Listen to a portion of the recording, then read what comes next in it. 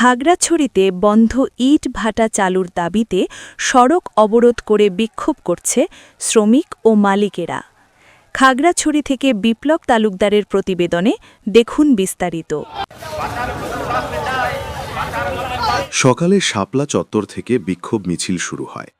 পরে জেলা প্রশাসকের কার্যালয়ের সামনে সড়কে অবস্থান করে বিক্ষোভ করে শ্রমিকরা। সড়ক অবরোধে বিকল্প পথে ছোট যানবাহন চলাচল করলেও বন্ধ রয়েছে যাত্রী ও পণ্যবাহী যানবাহন চলাচল। এ সময় বিক্ষোভকারী বলেন, চলতি মৌসুমে জেলার কোথাও একটি ইটভাটাও চালু না থাকায় পুরো জেলায় তীব্র ইট সংকট দেখা দিয়েছে।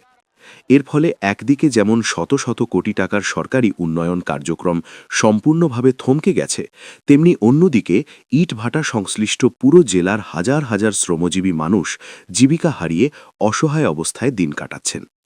সরকারিভাবে শত কোটি টাকার প্রকল্প ইটের অভাবে থমকে আছে।